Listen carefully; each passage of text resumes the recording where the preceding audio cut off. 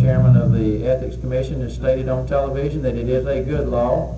We needed to make a number of changes to clarify the existing law under which we were operating. There were several places that it was hard for the legislature to interpret, it was hard for the commission to interpret. I think they did a good job with what they had to work with, and it wasn't their fault that we made such a mess in the last night in 1973. But it did leave legislators such as myself in a very precarious position, constantly not knowing if we voted on an issue where we stood. And there are many, and I believe Mr. Bagley will agree with it, marginal situations where if you are, well, for example, it has been said, and this was the Ethics Commission's position, that if I owned or a legislator owns $1,000 of stock in a bank, he is ineligible to vote on banking legislation, interest legislation, savings and loan legislation.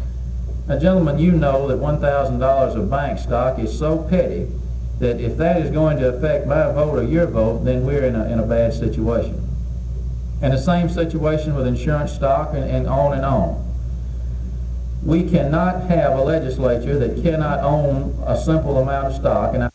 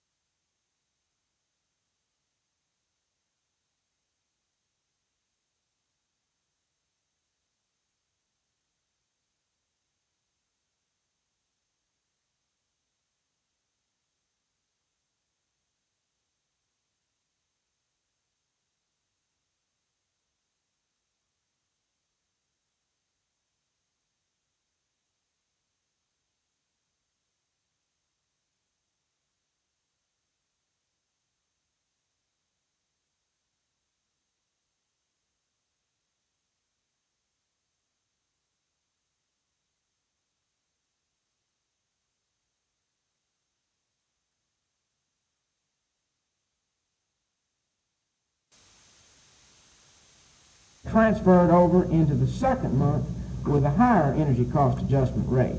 And of 35 bills in which an in-depth study was made, 7 instances of definite overcharges were found. 10 instances of questionable bills were found, and 18 bills checked out all right. This gives a percentage breakdown of 51.4% bills that were correct, 28.6% which were questionable, and 20% which had definite overcharges under the energy cost adjustment rate.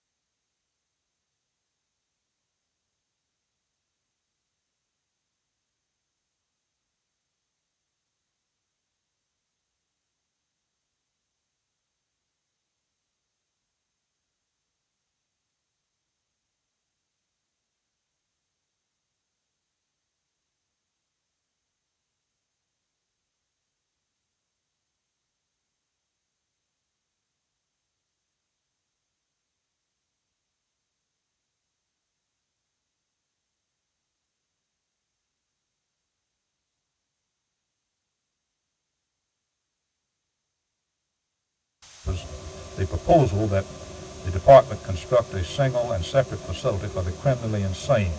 We have no means now for really keeping or caring for those who are criminally insane. Neither does the Board of Corrections.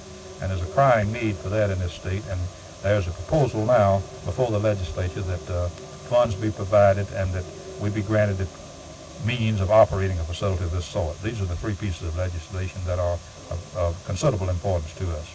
How much of a bond issue will be under consideration, and will this still be under your department?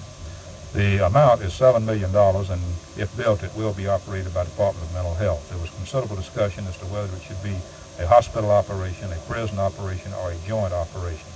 And the determination was made that this is basically a hospital caring for poor, unfortunate people who happen to be criminally insane. There will be security measures, of course, and it will have some of the earmarks of an institution where security prevails, but it will definitely be a treatment facility for the criminally insane.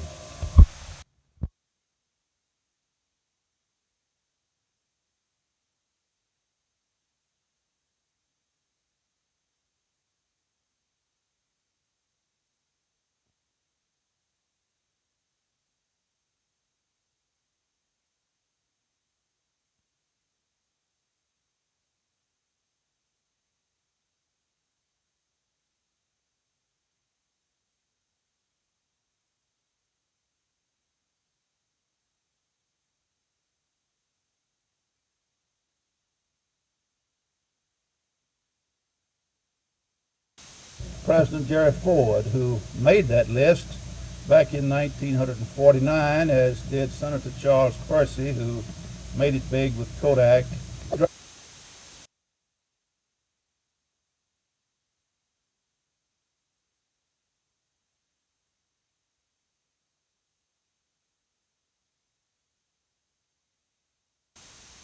Suppose that we could go on gasoline pricing. One is to continue.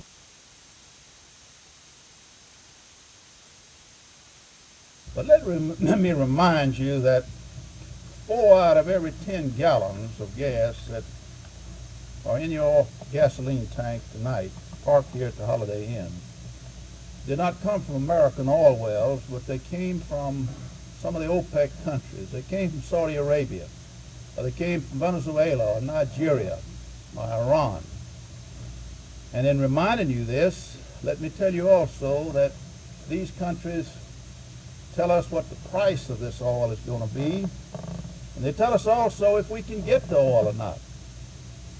I don't think that's a good position to be in. The price of crude oil has risen from $2 a barrel just a few years ago to approximately $13 a barrel, and there's a great deal of evidence to indicate that this price may increase by another $3 a barrel sometime this fall.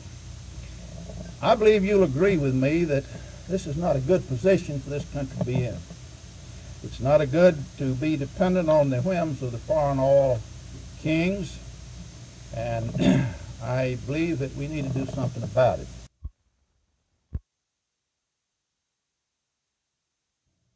It's not good from a defense standpoint. And so that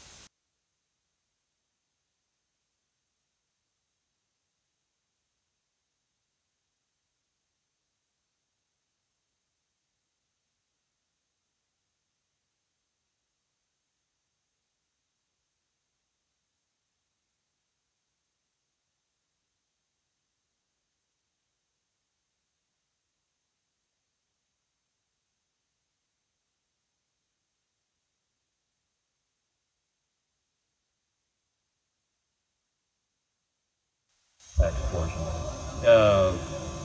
appears dead, is it? I don't think it's dead.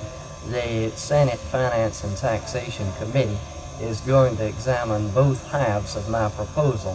One half got through, as you know, the sales tax portion, making industry pay 4%, just like everybody else does, on electricity produced within the state. That proposal passed.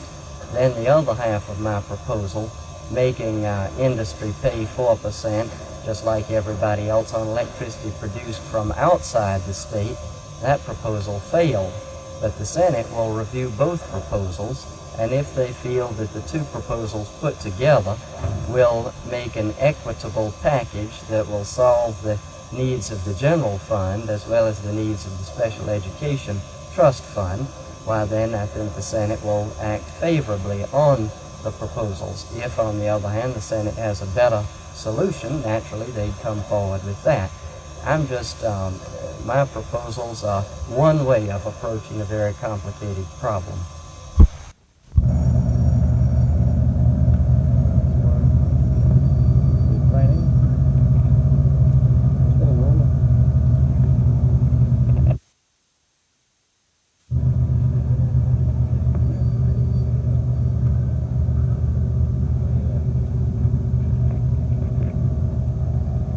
Secretary Kissinger and his wife, Mrs. Kissinger Mances. Senator John Sparkman.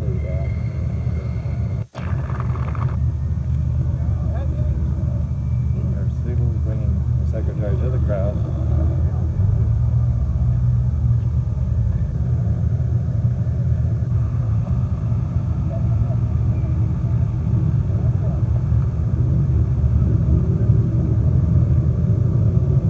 Dr. Kissinger addressed some 3,000 Southern farm leaders here at the Birmingham Jefferson Civic Center. Senator John Sparkman, chairman of the Senate Foreign Relations Committee, introduced the Secretary of State.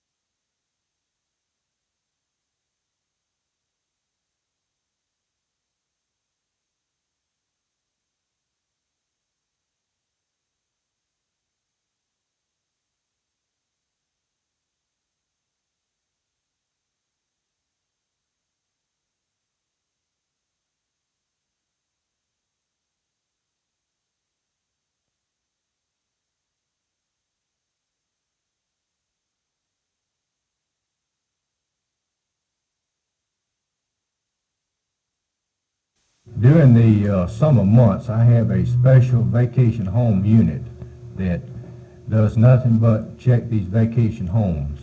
And they make a complete check of the windows, doors, to see if there's any visible break-ins, and that all the property looks as if everything's all right. Is this just a summer type deal, or can people do this all year round? They can do it all year round. Of course, the peak periods start in June on through probably Labor Day in September.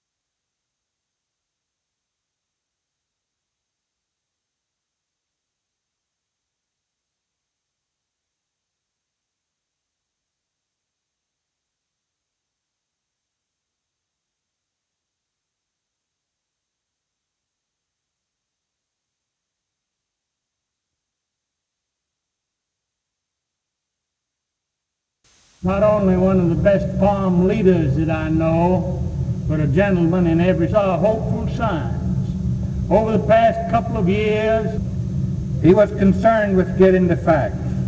Lawful time.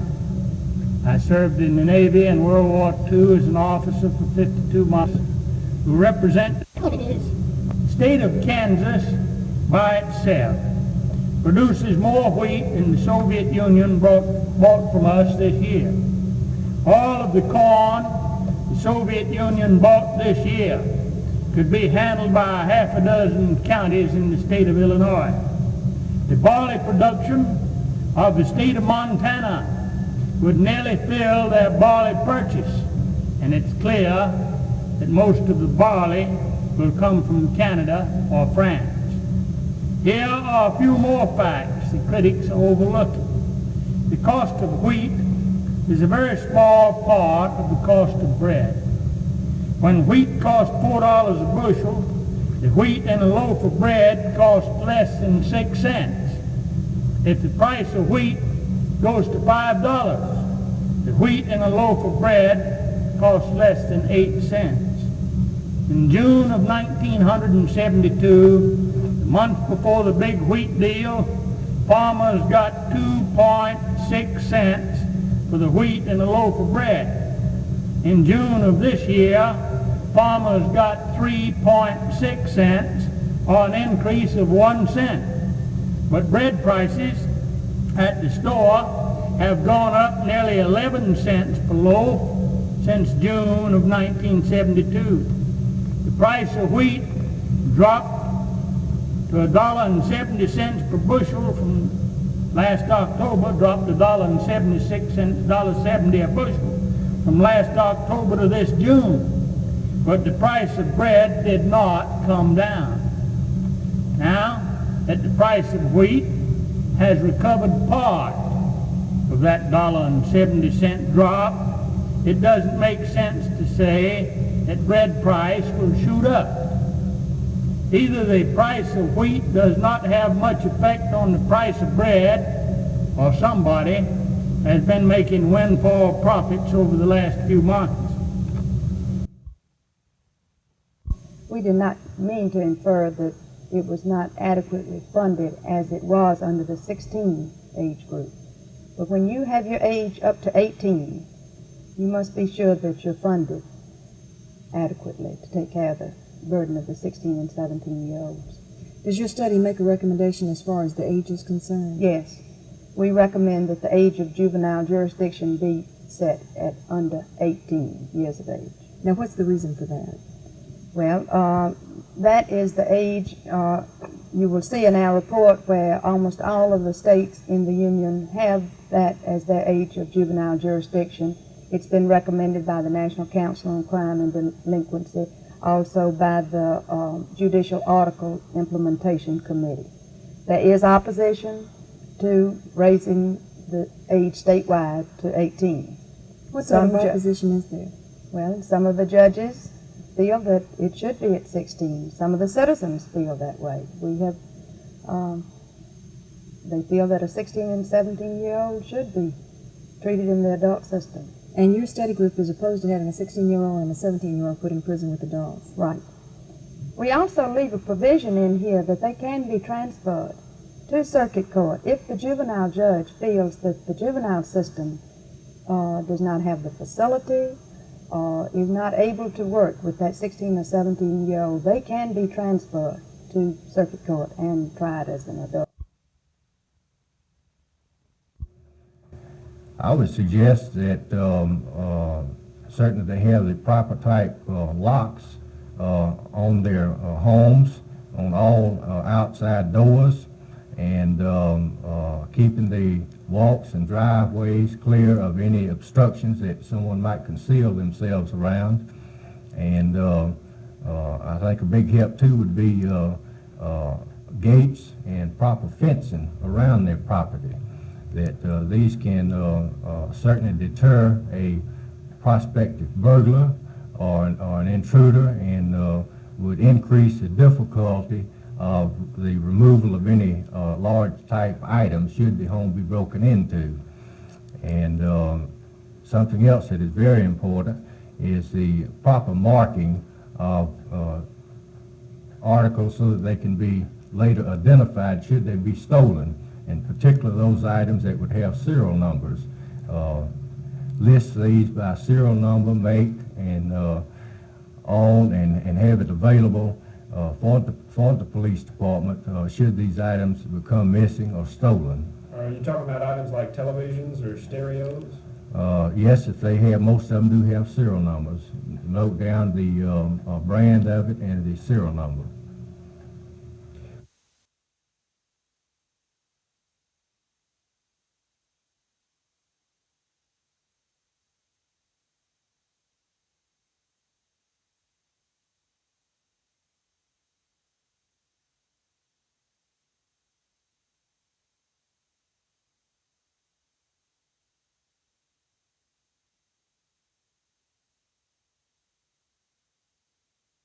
I think it's particularly crucial to remember here that what we are dealing with is a situation where the death penalty basically has been meted out against black defendants where the alleged victim is white. And that's been the history of it in this country and in this state. And I see nothing in the recent history, particularly in view of some very recent decisions by Judge Johnson here in the Middle District concerning continuing discrimination by the state of Alabama. There is nothing in recent history which will indicate that the prospective death penalty statute will be applied with respect to blacks in any manner differently than the way that it has been applied in the past. Well, I guess the biggest thing when I first got traded over to Jacksonville was learn the personnel and try to learn the system. The system wasn't too difficult because it was pretty much the same system we had in Birmingham. The terminology was different. At the University of Miami, I think the first couple of years in the pros, you really winged the football. Have you slowed the ball down a little bit? Some said, I remember when Andy Gustafson sometimes said he might throw the ball a little bit too fast. Have you slowed the ball down a little bit? Oh, I think you learn how to throw the ball with age. You know, of course, in college, my only thought was to get the ball there as quick as I possibly could. Now, of course, you learn how to throw it. You have to throw over linebackers, around people. There's certain passes you shouldn't throw too hard, and I've learned all that, you know, with the years that I've had behind me. Looking at this Birmingham and the Jacksonville team, you played with Birmingham last year. Is Jacksonville a better football team than Birmingham? Well, I would say Jacksonville is a good football team, and I think it'll be better. As far as saying, is it a better football team than Birmingham, we don't know. We just have to wait and see. We feel that we have a team that's equal to theirs. Of course, last year I played with Birmingham, and I must say we did have an outstanding team and had some fine football players, but I know there's been some changes there, and here there's also been some changes, added some players that to help their football team, and we feel we do have a strong football team. Thanks a lot. Okay, very good.